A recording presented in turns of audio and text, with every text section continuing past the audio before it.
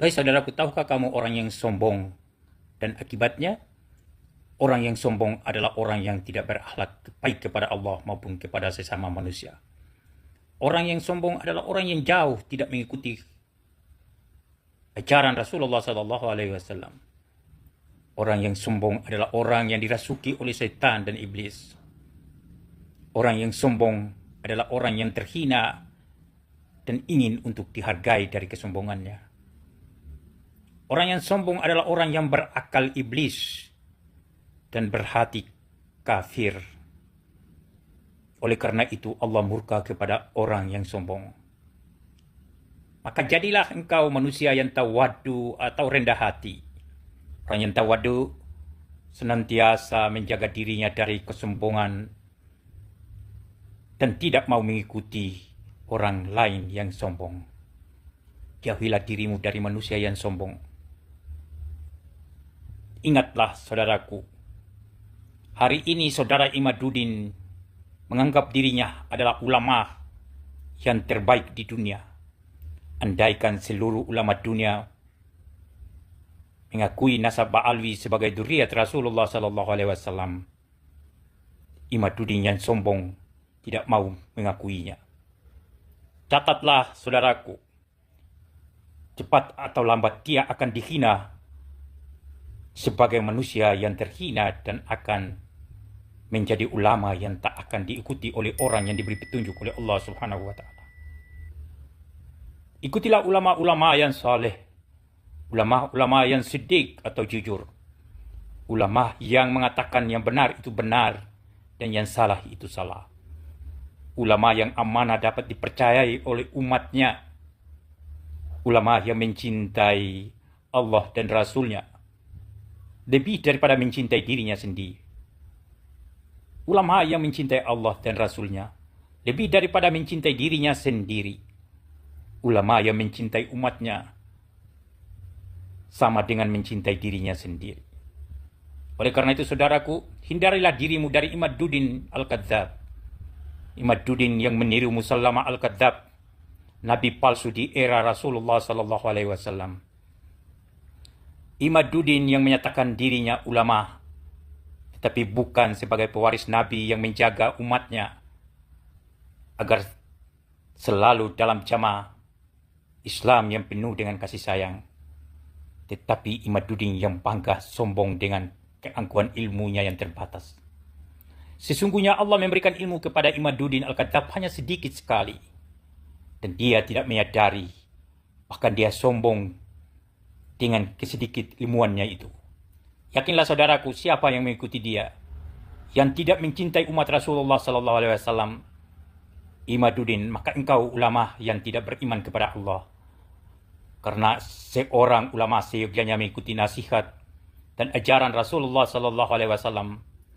Wasiat Rasul kepada umatnya yang beriman. Dalam hadis Rasulullah SAW mengingatkan kita, La yu'minu ahadukum hatta yuhibba li akhihi ma yuhibbu li nafsi. Tidaklah beriman seorang di antara kamu sehingga ia mencintai saudaranya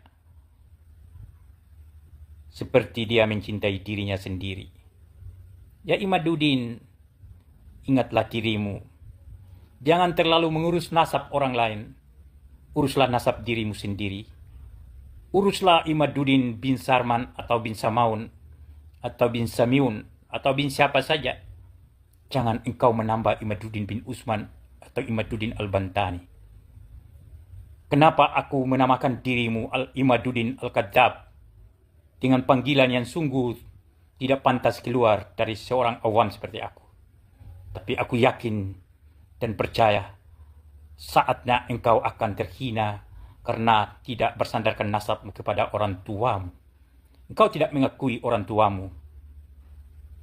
Oleh karena itu, cepat atau lambat engkau terhina karena engkau suka menghina orang lain. Semoga engkau sadar, semoga engkau kembali taat kepada Allah, semoga engkau bertobat kepada Allah, dan semoga engkau kembali menjadi orang yang insya Allah diampuni oleh Allah Subhanahu wa Ta'ala, dan kembali menjadi ulama yang tangguh membela umat Rasulullah SAW, dan lebih utama lagi membela dan mencintai dzurriyyat Rasulullah sallallahu alaihi wasallam. Dan sadarlah saudaraku, ingatlah, cintailah ulama yang betul-betul ulama yang berilmu, berakhlak mulia dan soleh, yang dikasihi oleh Allah Subhanahu wa taala, yang tak pernah dihina umat, yang selalu ditaati dan diteladani oleh umatnya. Oleh karena itu, janganlah engkau mencoba-coba menghina ulama seperti itu. Engkau akan terhina selamanya, dan engkau jangan sampai mati sebagai ulama su atau ulama yang tidak beriman dan bertakwa kepada Allah Subhanahu wa taala. Manakala salah dalam kata-kataku, aku akan bersedia untuk jadi muridmu. Tapi manakala ada kebenaran dari kata-kataku, mudah-mudahan engkau mengambil dan menjadi pencerahan dan petunjuk bagimu. Semoga dari aku yang awam, yang bukan lahir dari pesantren, tetapi insya Allah dengan nasihat sederhana dari diriku, aku hanya seorang anak yang daif, lemah, kurang, karena berasal dari orang yang selama ini belajar dari pendidikan yang masih bersifat umum, yang masih jauh dari pendidikan agama. Tapi insya Allah, apa yang kusampaikan ini sejalan dengan apa yang difirmankan oleh Allah Subhanahu wa ta'ala di dalam Al-Quran surat Al-Baqarah ayat 10. Fi qulubihim maradun fazadahumullahu marada walahum adzabun alimun bima kanu yakdzibun. Di dalam hati mereka ada penyakit. Allah menambahkan penyakit itu sehingga dia dikenakan azab besar disebabkan karena suka berdusta.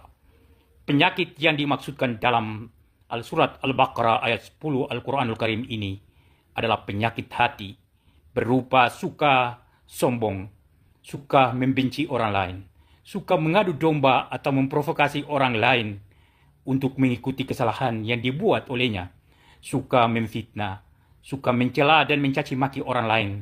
Dan karena kesombongan itu, maka Allah murka kepada orang-orang yang sombong.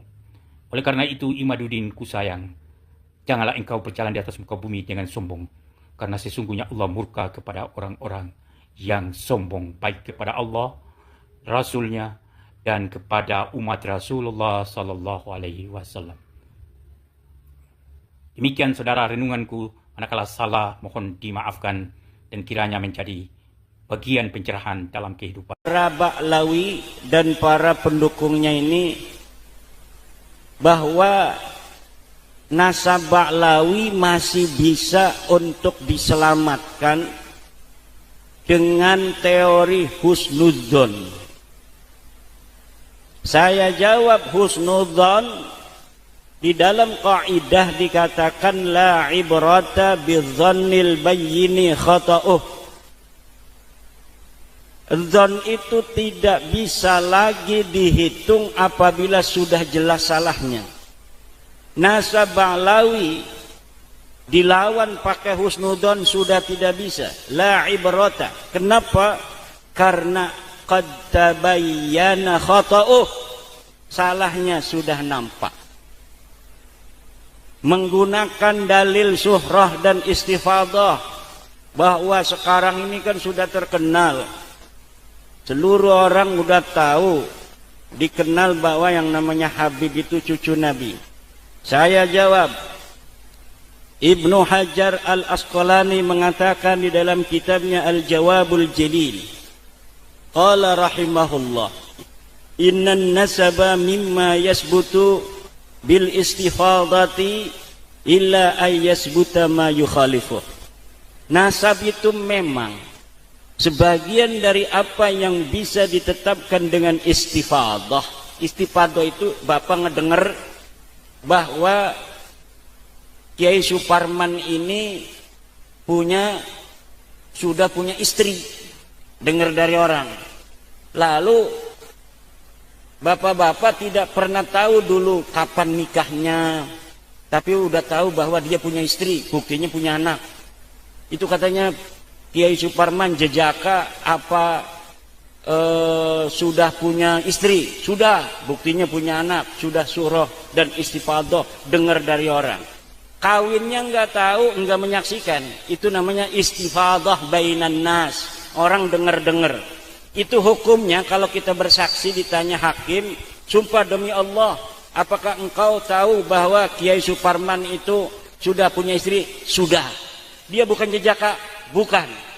Itu walaupun salah tidak berdosa. Kenapa? Karena sudah syuhroh dan istifadah. Kiai Suparman sudah punya anak. Tapi illa ayasbuta ma yukhalifuh, kecuali telah datang dalil yang mengatakan sebaliknya. Apabila telah ada dalil yang mengatakan sebaliknya, dalilnya jelas, maka syuhroh istifadah ini sudah tidak bisa lagi dipegang sebagai cara penetapan nasab.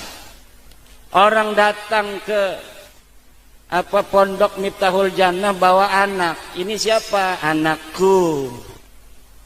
Padahal itu anak angkatnya. Kemudian dia tinggal di sini 1 minggu, orang manggilnya itu anaknya bapak si fulan itu. Tapi kalau sudah nyata datang sebuah bayyinah sharihah bahwa itu hanya anak angkatnya, maka tidak boleh lagi kita bersaksi atas nama Allah, sumpah di depan pengadilan bahwa dia adalah anak dari orang yang mengaku ayahnya itu. Karena apa? Sudah jelas dia anak angkatnya. Innan nasaba mimma yasbutu bil istifadati illa ayyasbuta ma yukhalifu. Jadi orang yang berpatokan membela nasab Ba'lawi dengan syuhra wal istifadah gugur. Yang ketiga, ada yang berpatokan membela nasab Ba'lawi karena taklid kepada Ibnu Hajar, kepada siapa lagi kemarin, Murtadha Az-Zabidi. Syekh Ibnu Hajar, Syekh Murtadha Az-Zabidi katanya sudah menetapkan dalam kitabnya. Kalau Syekh Murtadha Az-Zabidi ini kemarin sudah saya jawab bahwa kitabnya kitab palsu, manuskripnya bohong, dapat ngarang sendiri. Manuskrip dikarang 50 tahun yang silam, dituliskan karya Murtadha Az-Zabidi. Padahal itu kitab bukan karya Murtadha Az-Zabidi, karya seseorang di Mesir yang bernama Hasan bin Qasim, Hasan Muhammad Qasim. Hasan Muhammad Qasim ini adalah teman dari bin Yahya yang ada di Mesir. Saya menduga bahwa Hasan Muhammad Qasim ketika menulis itu pesanan daripada bin Yahya ini. Dia mengatakan bahwa saya menyalinnya dari kitab asli yang berupa manuskrip di sebuah khazanah perpustakaan yang ada di Mesir, namanya Khazanah Sadah Al-Wafaiyah. Saya tantang, coba lihat di dalam Khazanah Sadah Al-Wafaiyah ada tidak tulisan seseorang yang mengaku bernama Abdul Mu'ti. Abdul Mu'tinya itu katanya menyalin dari Murtadha Az-Zabidi, kemudian Hasan Muhammad Qasim ini menyalin dari tulisan Abdul Mu'ti. Tidak ada, Pak. Yakin seyakin-yakinnya. Algoritmanya sudah ketahuan. Yang semacam itu bukan hanya di dalam kitab Ar-Raudul Jali karangan Syekh Murtadha Az-Zabidi, tapi dalam kitab Abnaul Imam pun begitu, Bang Ba'lawi. Ada sebuah kitab manuskripnya 20 lembaran, kemudian dia diatribusikan sebagai karya Ibnu Toba yang lahir 199 Hijriah, kemudian dicatat di jilidnya tahun yang 400-an Hijriah, dikatakan sebagai abad kelima, tetapi kemudian dicetaknya oleh Yusuf Jamalul Lail yang baru wafat 2 tahun. Lalu itu karangan siapa sebenarnya? Di situ ada Muhammad Abdullah bin Ahmad bin Isa. Betulkah orang yang lahir tahun 199 telah mencatat orang yang wafat 383 Hijriah? Mustahil. Lalu karena dia bingung, di dalam mukaddimahnya dikatakan dia wafat 199, di jilidnya ditulis 400 Hijriah. Bingung itu orang. Jadi ngebohong, tapi juga dia bingung, akhirnya ngacak gitu kitab. Maka kitab Abnaul Imam yang sekarang sedang pegang oleh Pak Muhdor itu sambil marah-marah, Imad Dajjal. Saya dibilang Dajjal. Ini kitab abad keempat. Ini kitab abad keempat. Marah-marah, luar biasa. Malahnya takut saya ngelihat wajahnya kan. bukan wajah Arab dia mah. Wajah mana kali kan? Takut amat kata saya. Anak kecil takut sama dia. Nah, ternyata setelah dia ngomong kitabnya Abnaul Iman. Ini ketinggalan kereta, Pak. Kita sudah ngomong semenjak kita bikin sebuah tesis 2 tahun lalu. Kita sudah ngomong kitab Abnaul Imam la yuhtaju bihi wa la yu'tamadu alaihi li'annahu kitabun mudallasun mudrajun ilal qidbi akrab. Kitab ini kitab dusta, walaupun tidak sepenuhnya dusta karena ada 20 halaman yang benar. Abdullah nggak ada ditambahin sendiri. Tapi itu sah dikatakan kitab palsu.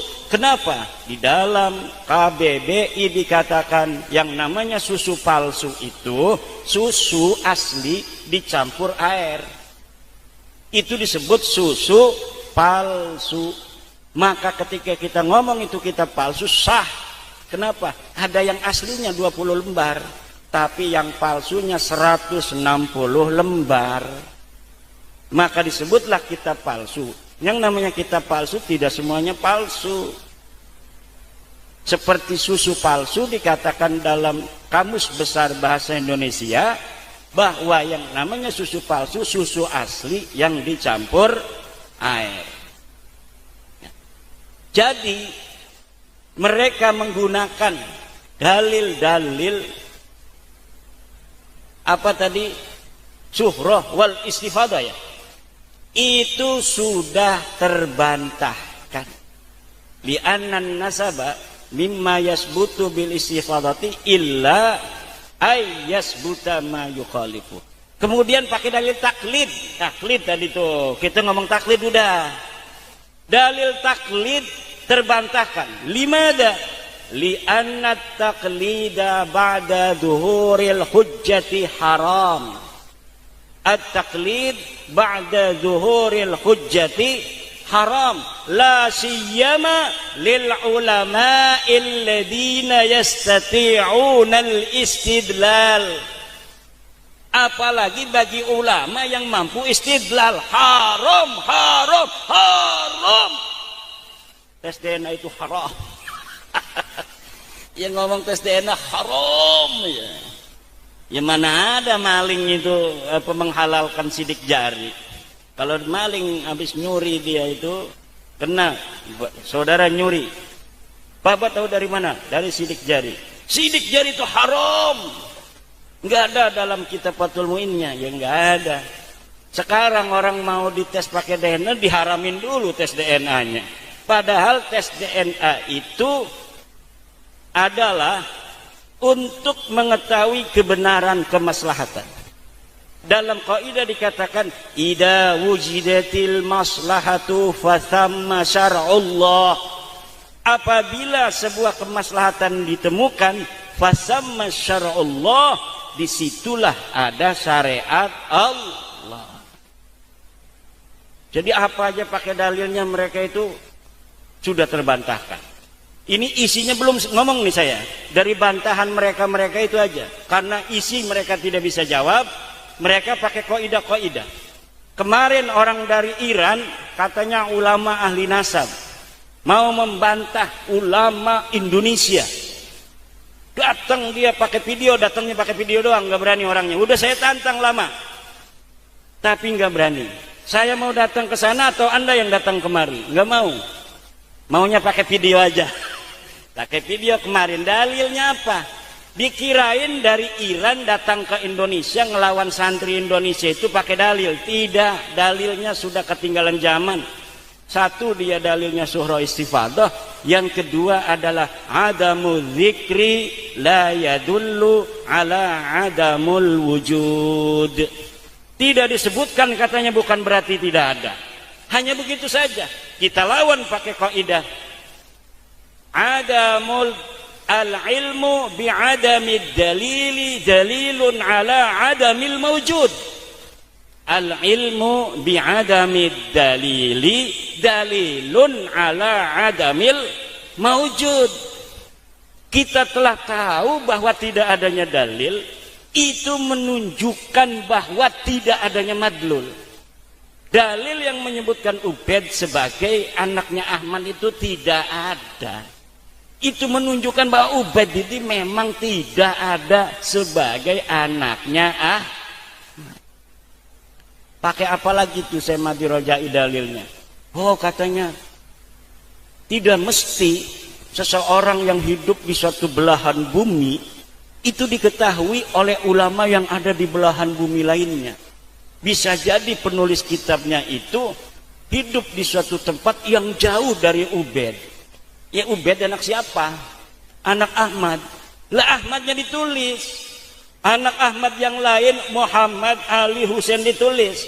Kenapa Ubaid ini satu nggak ditulis? Jawabannya cuma satu, karena Ubaid ini memang bukan anaknya Ahmad. Dudu anaknya Ahmad, makanya anak lian ditulis. Si Ubaid gimana? Kenapa? Ya dudu anaknya Ahmad. Weh, bisa bayar anak wayuan ya? Mana dalilnya kalau anak wayuan? Apakah dikatakan bahwa Ahmad bin Isa punya istri 2, 3? Nggak ada. Bisa jaga gawe-gawe. Buktinya kiai-kiai gening kene ke ake sing ora duwe rabine roro pada pejiri-pejiri. Pejitet-pejitet rabine siji-siji kabeh. Kecuali illa man fi qalbihi syaja'ah. Baru berani punya istri 2. Betul nggak? Yai Ainun berapa? 1 kan? Itu minal khaifin. Yai Ainun minal khaifin.